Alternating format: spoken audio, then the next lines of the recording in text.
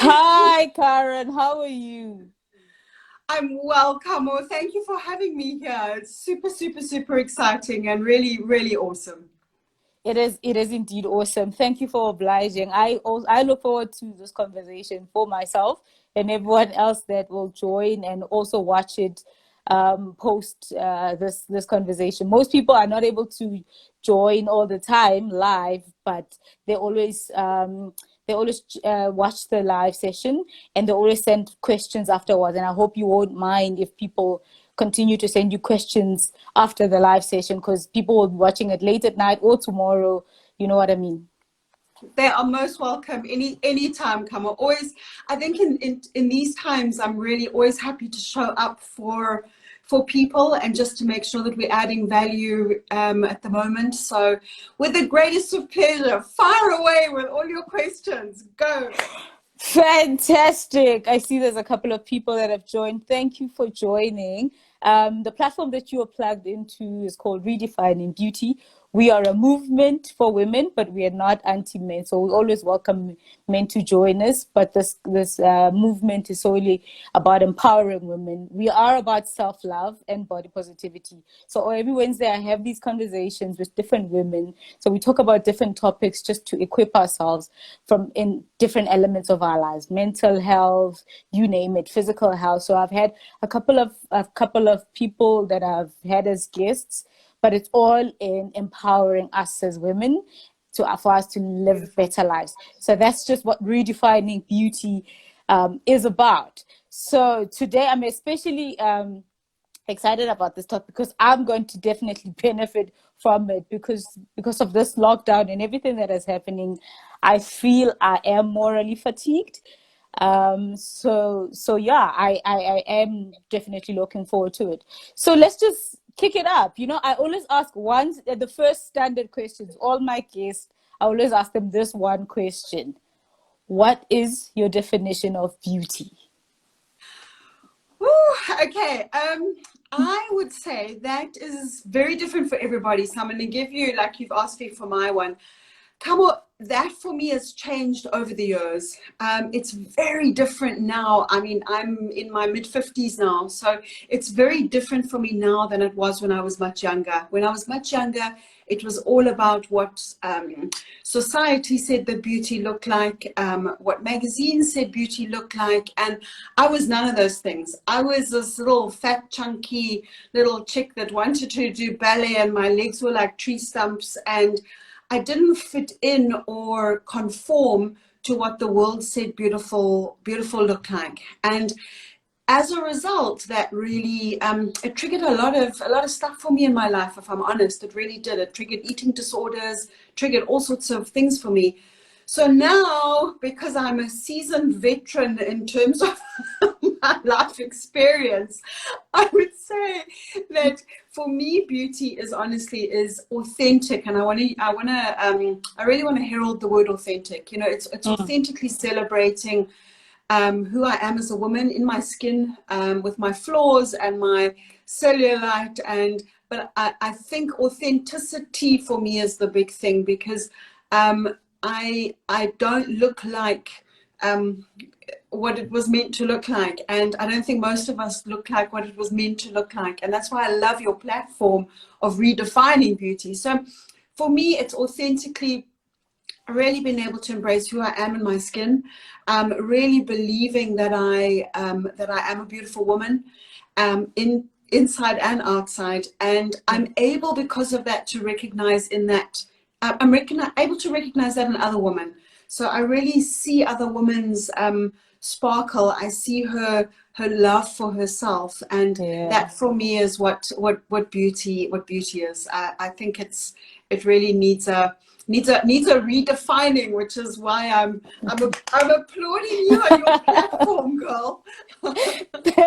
Thank you so much. The word that you chose is a word that I centralize my life around: authenticity. That you've just summed it up beautifully. Beauty is authenticity. I love that.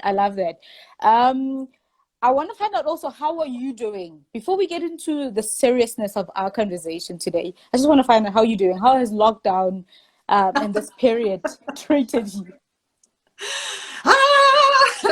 um, Kamo, if I'm, I think I've got the degree in lockdown now, I think. And just when I think I've got the degree, they change the curriculum, and then I don't have the degree anymore, and I've now got to go back to college and learn about lockdown again. So I'm in the learning stages of how to handle lockdown like everybody else. And I've had my ups and downs, which I'm okay about. I thought I've done a lot of work on myself as a woman, and obviously in order for me to be able to coach, I've had to do a lot of work on myself. But lockdown definitely has fired up a few triggers that I thought I'd put to bed long time ago, and it brought them up again. So I've had to do a bit of quite a bit more work on that in my own personal, from my own personal capacity, which is good. I think, and I speak about this a lot when I'm coaching, is triggers are such a fabulous, fabulous, fabulous opportunity for us to shine a spotlight on things that are still unresolved. So just when I think I've got it all sorted out, lockdown came along, and it's taught me a whole bunch more about myself. So how am I doing? That's a long-winded answer to your question. That was quite simple, but I'm good now. I was not good at stages. I had lots of ugly crying sessions. My husband's forbidden me from watching the president's State of the Nation addresses just because I ugly cry every single time. Not quite sure what I'm ugly crying about, but it's just been a thing. So I wait for him to tell me what happened afterwards. But yeah, so I'm good now, and honestly blessed now, if I'm honest, because it's done absolute incredible things for my business. So I'm feeling good about that side of things. That's a good thing. I mean, a lot of us and our businesses have been heavily impacted, financially. Some of us are hemorrhaging. Yes. So it's a good thing that you are thriving somewhat. But you'll tell me about it as you sort of unpack and explain just briefly the kind of work that you do. I know you're a transformation coach. There might be people online that don't necessarily know what that is. So I'd like for you to sort of give a 60-second summarized version of what's a transformation coach and what exactly do you do? Okay. So transformation coaching really it's a holistic way of working with a client, and we make sure that we are working on not just one aspect. So it's not just working on career, it's not just working on relationships, or it's not just working on an emotional perspective, but we work holistically on all aspects of a person, so that we really are making sure that we're all living our best lives. And if the sort of things happen to us in our lives, that we've at least got the skills and the tools that we're able to then handle it a little bit differently than we would have if we didn't have that kind of coaching. So I work with men and women in a variety of different fields, different age groups, different demographics, and it really is all about us making sure that we really are living our best lives, and that we're able to look at areas of our life, limiting beliefs, childhood patterns, behavior patterns, triggers, all those sorts of things that hold us back in life. And it actually is quite simple. So I find it incredibly effective. My clients love it, and I'm a little bit biased, but I think I've got the best job in the whole world. I think you do have the best job in the whole world. I mean, I love conversations with people. I love seeing people's lives getting transformed, so I think you are doing a very good job. And if I'm to summarize simplistically for a layman, I would say that you're a life coach that is a therapist, but you equip people and you give people tools on how to become the best version of themselves. Spot on. You are officially my PR. I will send you the invoice. Okay. All right. So thank you. Hi, everyone. I see there's some people that have joined. Thank you for joining the Redefining Beauty Wednesday conversation. My client, as you can see, is Burt, and she's a transformation coach. And today we're talking about moral fatigue. So let's just get into it. I'm not really sure of the textbook definition of what it is, but I certainly feel like I am fatigued. There's been a lot of things that have been happening nationally, globally. In my personal life, you know, deaths, statistics, a lot of things are happening. So I want us to get into it. So tell us what moral fatigue is.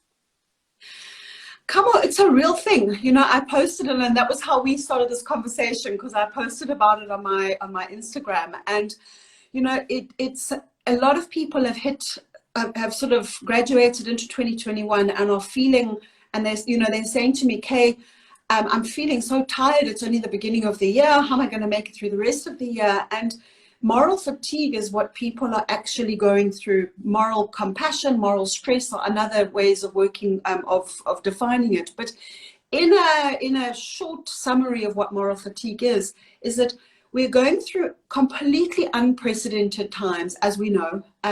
There's a absolute unpredictability throughout the world. None of us know what the hell is going on. We don't know when it's going to end. We don't have solutions to it. So all that uncertainty comes with a lot of responsibility in terms of us asking the question, am I doing the right thing for myself and others? And these decisions normally are things that we would make unconsciously. And unconsciously, you and I would greet each other in the street. Unconsciously, we would, visit our grandmother. Unconsciously, we would send our kids to school, all these sorts of things. Now, all of a sudden, we don't have the predictability of those decisions, in which case what's happening to a lot of us is that it plays in the background and it's draining us. And we are asking ourselves the question, what is the right thing to do? Should I be putting the mask on? How far should it be? Is the plastic one okay? There's just all this stuff that's going on in our minds, and none of us really know what the right and wrong thing to do is. There's vaccine conversations now, do we, don't we? So it's just a lot of stuff that normally is predictable. Now it's not predictable, and morally we're stuck in this place of what is best for Karen, what is best for Kamo, how do I make sure that both of us are okay? So that's what the moral fatigue is. It's really this thing that's lying in the background that's making all of us tired, and we're not really understanding what that's all about. So that's what it is. It's a thing. It is a thing. I was so happy when I saw your post, just the wording moral fatigue. I didn't even have to read up on what you had already posted, but I was like, this makes a lot of sense to me. Yeah. It's January and I'm feeling very tired, and it's not a physical fatigue. It's emotionally draining. You don't know, one day you're upbeat, the next day you're not so upbeat. Yes. This uncertainty is very unsettling. So tell me what it feels like. What does it feel like? So for people that are listening, how does one get to know this is moral fatigue? I think it obviously will differ for everybody. You alluded to the part that you're feeling emotionally tired. Some people will feel mentally tired. Some people will feel physically tired. My mom actually phoned me today, and she said to me, she's almost 80, and she just said, darling, she says, I don't feel like doing this and I don't feel like doing that. And do you think it's something that I'm eating? And I explained it to her because she's also, like many people, had a lot of her people around her that have been passing away. She's elderly, so does she compromise my stepdad? All these sorts of things. So for it would be mental, it would be physical. Small things that would ordinarily be quite easy for us to do, those all of a sudden start feeling very difficult. They start feeling very hard. We don't feel like cooking the way we used to. We don't feel like doing things that would ordinarily be normal. We don't feel like exercising maybe. So those kinds of things would be a definite sign. I think also a little bit of excessive impatience and frustration with others. I think there's huge lids on people's boiling points at the moment, but if it is excessive impatience and excessive frustration, that would be, that would definitely be another sign. So those would really be the main ones. The thing with moral fatigue is that it's sneaky. It's sitting in the back there, and it doesn't feel like it's something that is a thing, but that's why I wanted to bring some light to it, because so many of my clients at the moment are feeling like they're not normal. They're feeling like there's something wrong with them. They're feeling like they've actually got COVID when they haven't. And Yeah, they're just tired, Kamo. You know, it's tired. It's been a year almost. So, it has. you know, it's so that's really what the symptoms would be, yeah. Okay, I want to read something here. Kolandim Somi is asking, can it be a situation where you can't even give words of comfort, or you don't know what to say to those affected by death? Absolutely, absolutely. I think that would be two things. I think that's such a brilliant question, so thank you. But I think that on one side, because there's so much death and bereavement and those, you know, everything that's happening around us, it almost feels like we've run out of words.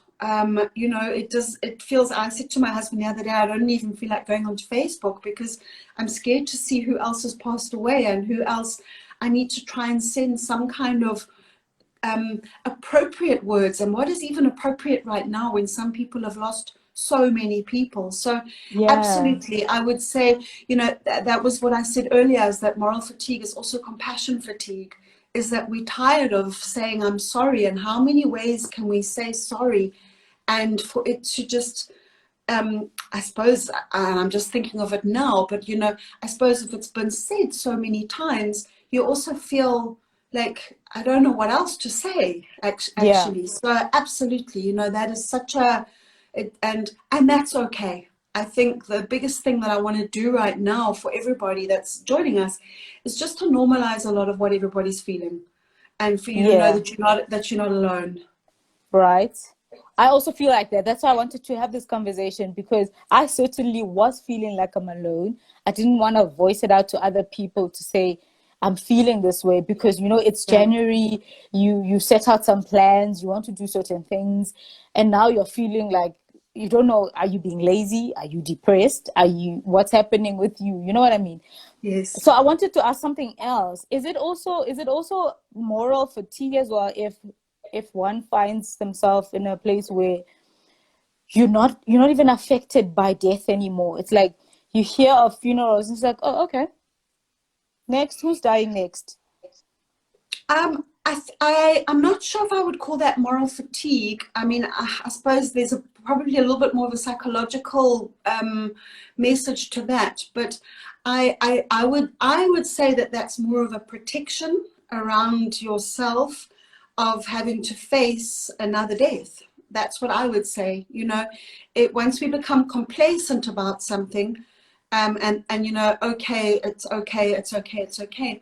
Um, I think we must be very mindful that that doesn't become our norm, and it doesn't become our narrative. You know, a death of anything, any animal, any person it's a big thing. It's a real thing, and it's a real thing to somebody else. So it might not necessarily affect us, but from an energetic level of us as Mm, human beings, we must be mindful that what we accept as normal, and this is not normal. It really isn't normal. So, you know, I think just the fatigue and the immenseness around it, that's becoming bigger than most of us are able to cope with at the moment. So one of two things: there's avoidance of going like, okay, like you've said, or otherwise there's just absolute immersion of the depression of it all and this and the hugeness of it all. And both would be ways of protecting ourselves. That's our subconscious way that we protect ourselves as a human being. yeah, yeah, I hear that. But I mean, it's been a year. How do we not now make it normal? You're saying we shouldn't make it normal, but losing people every single week. I mean, I myself, I hear of somebody's death who I know personally, or whether it's a family member of theirs, but it's not just some person online. And I hear every single week.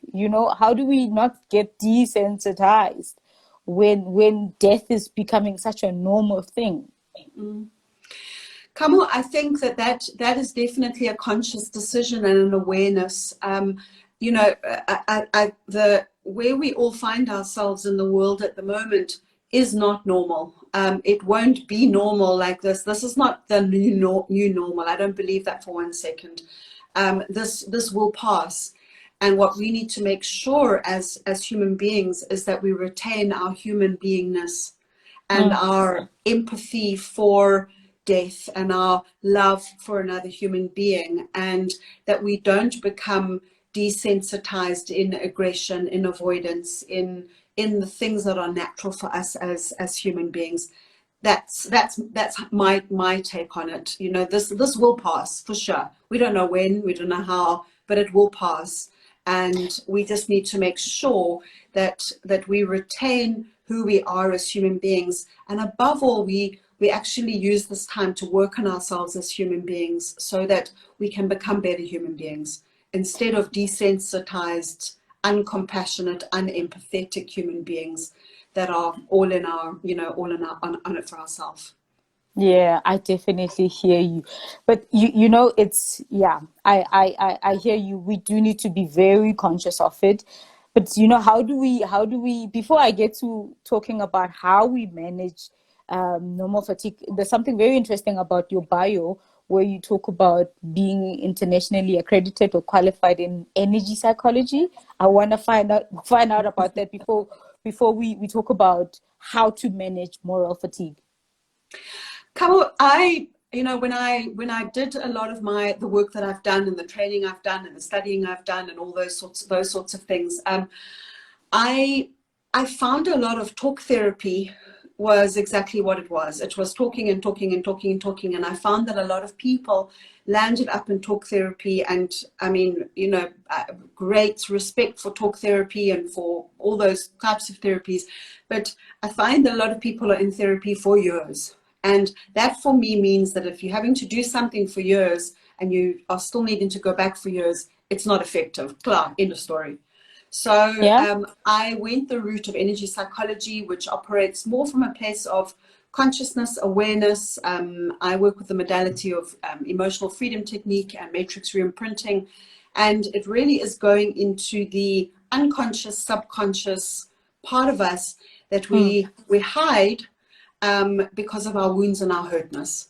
So that's that I get very fast results with my clients because it's I want to use the word brutal, but that sounds like I've got the axe out and everything else, and that's a bit heavy for now. But it's effective because it's no bullshit. Excuse my language, but I call it how it is. It is what it is. And I used the analogy the other day with actually once again on Instagram of we've got one of two ways of working with our behaviors, with our patterns, with things that are not serving us. And we know when something's not serving us and when something is serving us. And I use the analogy of a lot of conversations, a lot of coaching is putting a plaster on a festering wound and not actually working with what's underneath it. Or we put a bucket over a cobra in the bathroom and we walk around the cobra for weeks and weeks and weeks, but we know the cobra is still in there. So the only way to remove the cobra is to actually lift the bucket carefully, gently, remove the cobra, in which case we then are able to move in and out of the bathroom without fear, without anxiety, without triggering all these kinds of things with us. So that's really what is underneath my way of transformational coaching, is from the energy psychology perspective. Is I work a lot with energies. I work a lot with reading what people are doing with their body languages, with funny little things that they will do to clear their throats and all those, those sorts of things. And from an energetic perspective, a lot of what happens to us in our life gets trapped in our energy fields, especially from childhood. So most of our behaviors as adults, we deliver into life, onto our children, into our relationships, into our workspaces, because of things that have happened to us most of the time, 90% of the time, in our childhood, that we've buried. Remember, when we're little, we don't have awareness of what that means or what it looks like. So that's interesting. Kind of weird. Yeah. Very interesting. I certainly must have you again to talk about something different. I'm very much interested in delving deep into that. But now let's get back to the issue of moral fatigue. As you were talking about, we're in this phase where things are unpredictable. And for me, that exasperates the anxiety that we feel and we have on a daily basis, right?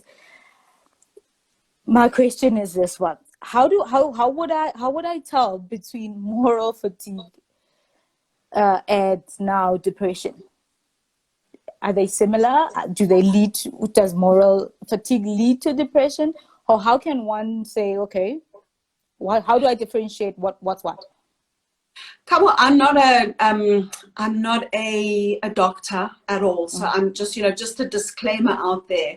I think that a lot of the time we can avoid depression. We can avoid all of the things that really are at the end of the spectrum, and are needing all the treatment and things after that, if we just practice one simple thing, and that is called awareness, self-awareness, and us knowing that intrinsically as human beings, every single one of us has the tools to get out of whatever it is that we're feeling.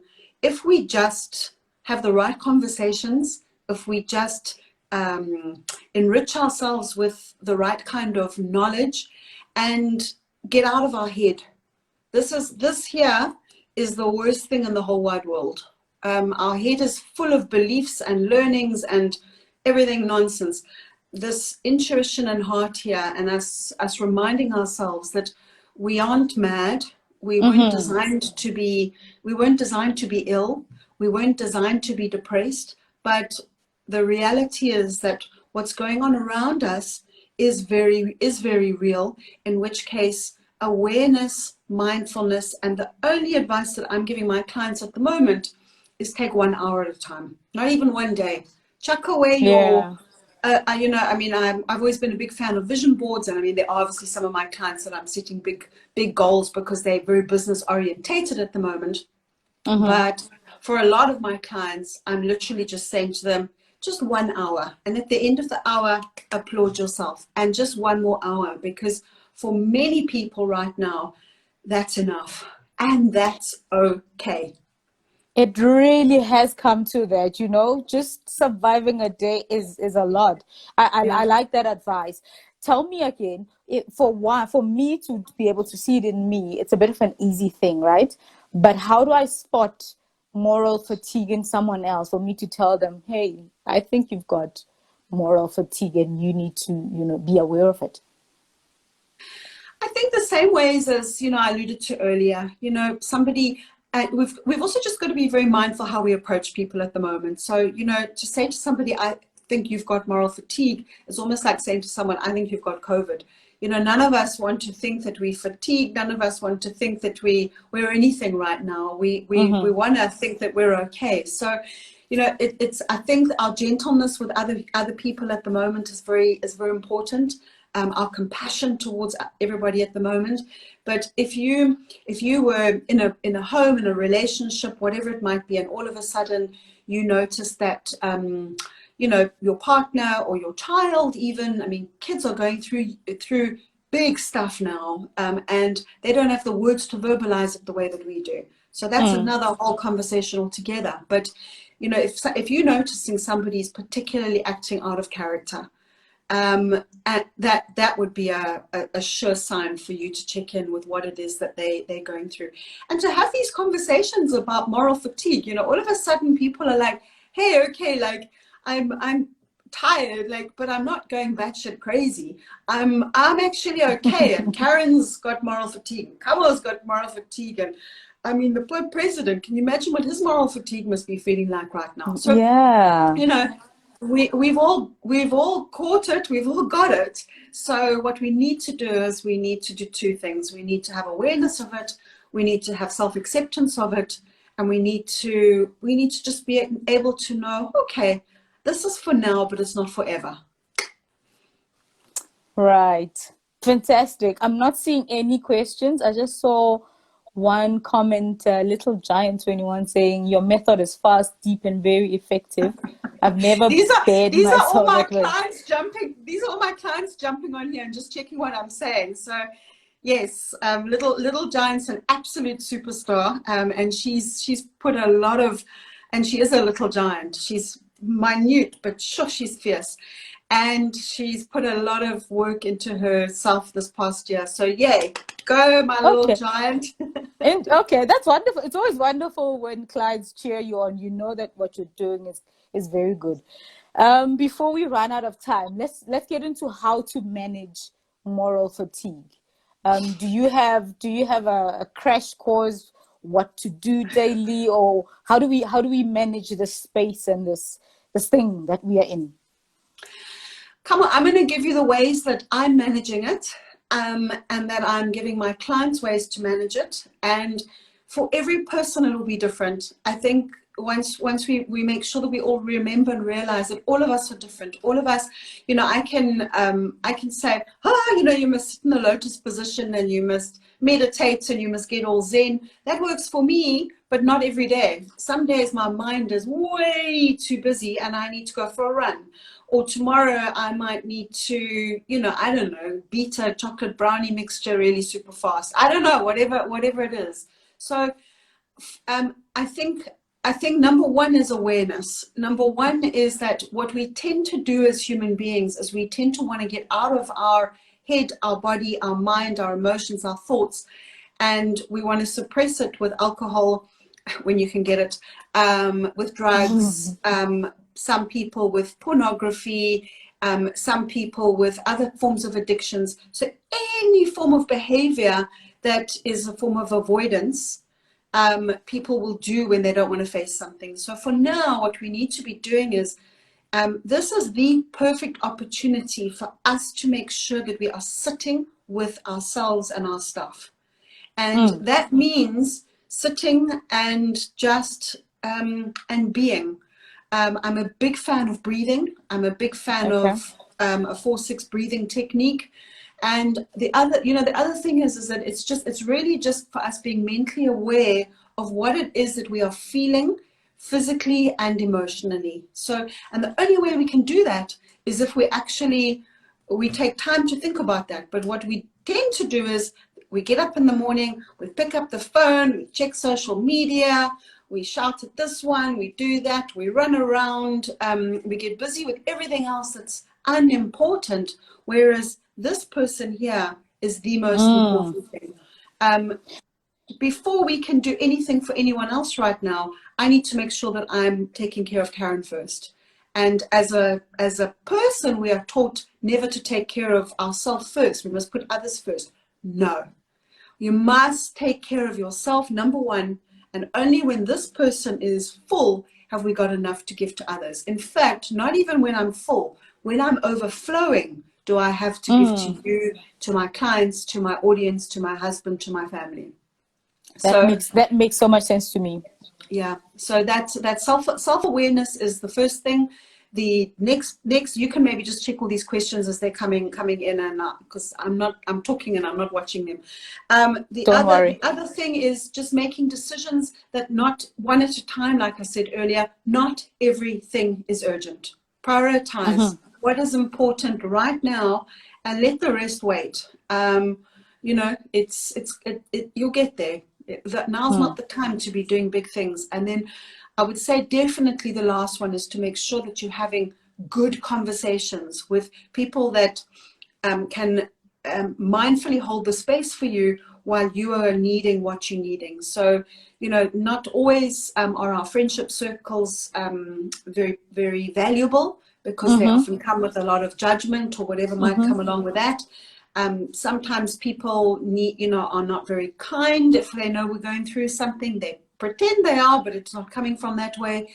So it's making sure that you really are finding your people and your conversations and support groups that can hold the space for you, and that we normalize the things that ordinarily we would think, oh my goodness, like you said earlier, there's something wrong with me. There's nothing wrong with you. You are so normal right now.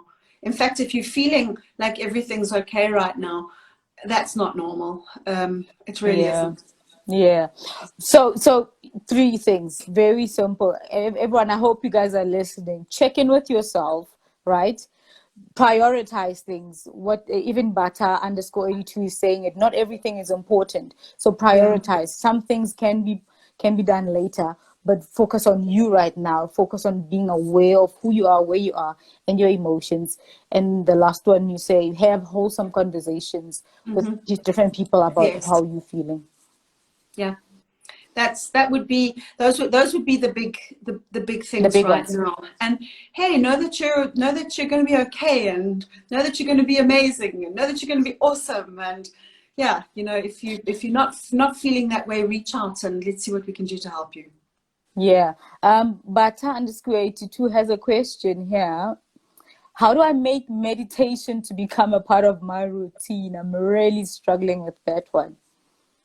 Okay, so there's a post. In fact, there's an IGTV on my Instagram account. So go and have a look. It was about 2-3 days ago that I posted on alternatives to meditation. So Okay. meditation does, a lot of people think that you've got to sit there like this and you've got to, I don't know, imagine, wait for something magical to happen. That's great if it works for you, but for 90% of people, they can't sit still for that long. So don't fight it. Find an alternative. So there's things that you can do called, I've explained it all on my IGTV, but there's a walking meditation that you can do.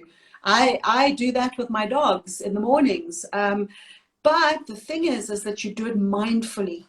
Mm-hmm. Sometimes I'll take, those doodle coloring things, and I'll doodle and I'll color in and I'll sort of do all those sorts of things. All you're doing, what you're wanting to do is you're wanting to get out of your head thinking, and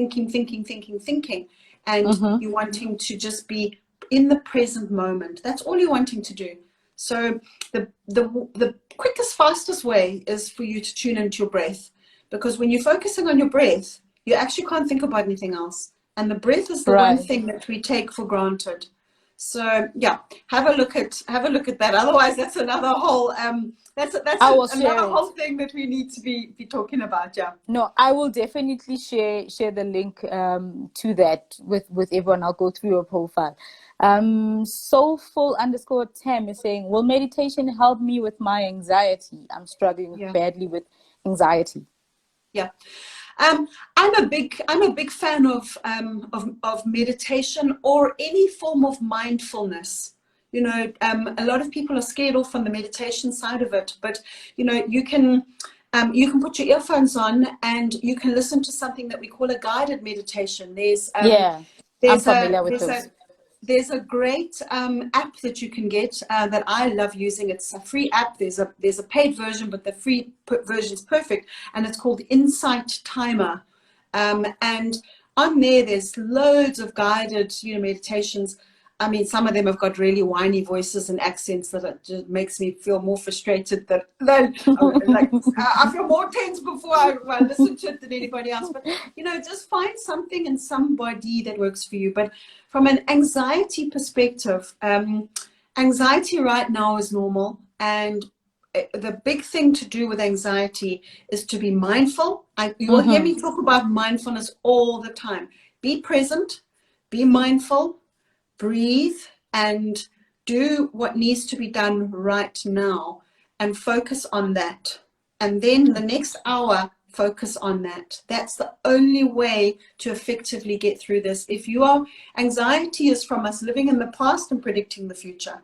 That's what anxiety is. So anxiety Right. means that I'm living there. I'm trying to predict what's going to happen there. We don't know. There's only one thing we can Yeah, predict, is that all of us will die. We just don't know how. The rest of it is uncertain.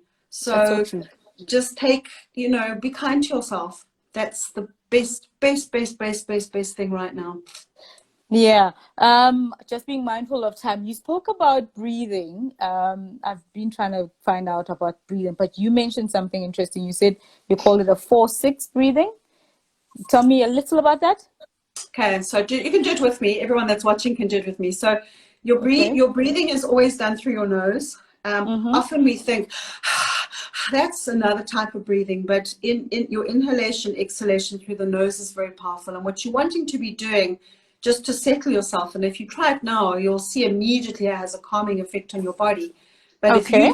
if you do this once every hour for 5 or 6 breaths, you'll be hundreds.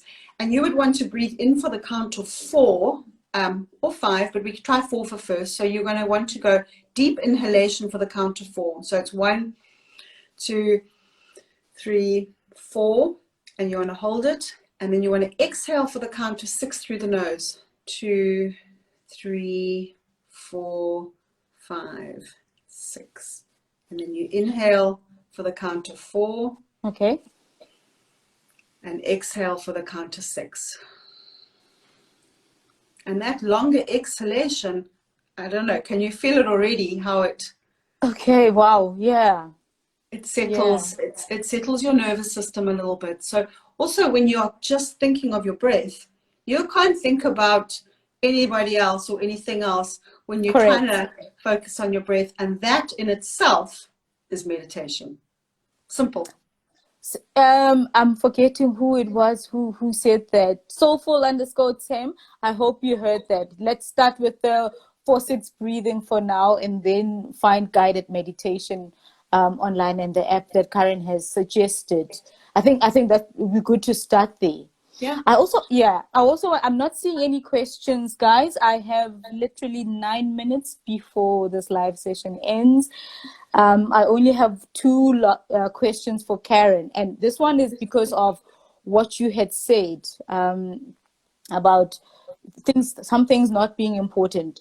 And so in my mind, I'm like thinking, is it a good, and you talked about suppressing things, is it a good thing to park things and say, and not focus on them now and focus on it later? Like, is it a bad thing to suppress even? Is it a bad thing to say, I will not look at this, I will just put a lid and I'll see it. I'll see it in June? No, because you won't. You'll find something else to put in there, and you'll put the lid on top of that, and then you'll put the lid on something else. So the way I teach it is that I teach, give airtime to whatever needs airtime for 5 minutes. So, I mean, I've got clients that are dealing with relationship breakups. I've got clients that are leaving with job losses, blah, blah, blah, blah, blah, lots of things. All that stuff turns around in our head. Give it airtime for a short amount of time. Look at it, sit with it, feel the emotions that come with it, and then make a decision that it's had its airtime now. I'll come back to it later. Most of the time, once we've sat with something and we've faced it and we've looked at it and we've breathed through it, it slowly starts to go. And you must remember is that we are intuitively are our own psychologists and our own counselors. If we sit still for long enough and just listen, we know what to do. We know how to do it. We know when to do it. But what we want to do is we want to make it easy. So we want to tuck it all away, and it comes back and bites you after that. So no, don't chuck things away, because we won't come back. And that's what also makes us ill. Yeah, I hear that. So you'll be facing those fears, Kamo. You'll be facing those demons. Yeah, but I mean, there's a lot. You spoke about vision boards and all of that. I was so ready for this year and everything that was going to happen and everything that I wanted to do. I also wanted to have a physical vision board instead of an online one.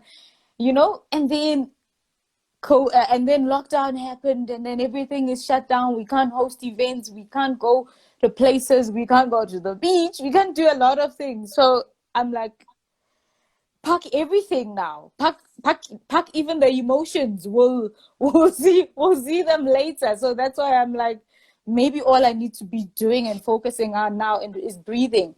Dump all the plans, because I don't even know what the president is going to say again in the 15th of February and how that's going to change my whole year.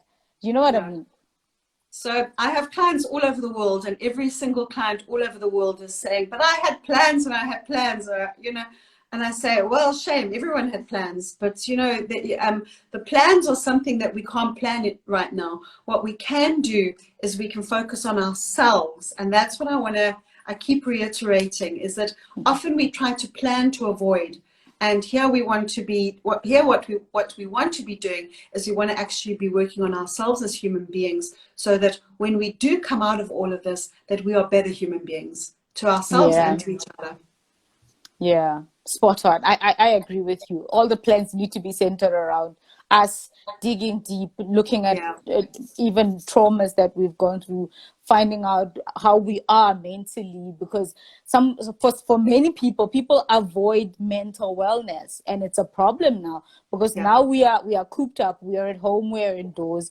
Now we are like faced with ourselves, and now we don't even know what to do with ourselves because we're so used to going to concerts, going out, to avoid the solitude. You know, for some people that's even a strange thing, to just sit still and be in solitude. So I think I agree with you there to say, be mindful, sit tight, focus on you, so that when you get out of this 2021, you will come out a better person.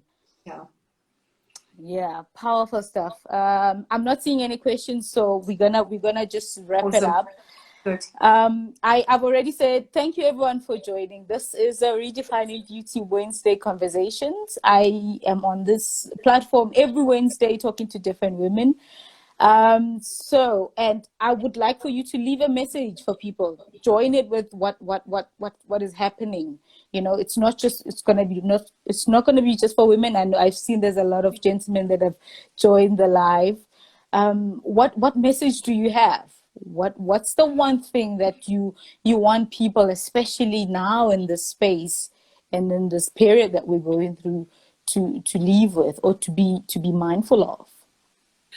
Kamo, I would, I'm a big fan of us, and I've said it earlier, of us being better human beings. And there's a reason why so many of us do not succeed in life, do not go after our dreams, do not achieve what we want to achieve. And it's because of fear, not because of fear of failure is one of them, but the biggest one is fear of other people's opinions and fear of judgment. So what I would say right now would be very valuable is that I have a motto that says other people's opinion of me is none of my business, as long as I like me. So I work daily on making sure that, number one, I'm a person that I like, and I can only be liked as much as I like myself. And if people don't like me, that's their stuff, it's not mine. So it would really be, I would say, let's make a conscious decision of us, first of all, not judging ourselves, and second of all, be very mindful of judging what other people are doing right now, because we don't know where they're at and we don't know their story.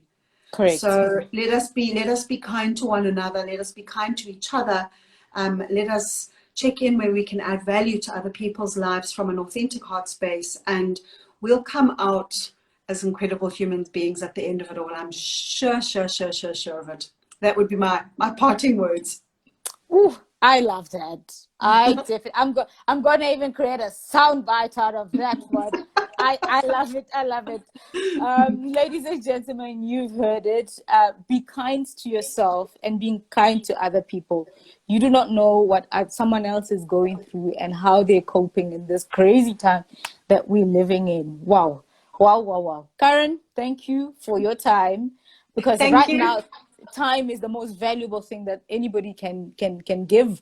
So I'm very grateful. Thank you so much. Thank you so much for giving off your wisdom and your time and your experience. I do not take these conversations lightly, because they literally save a life. So thank you so much. Such a pleasure, Kamo, and thank you to all of your listeners as well, and sending so much love and blessings to everyone. Yeah.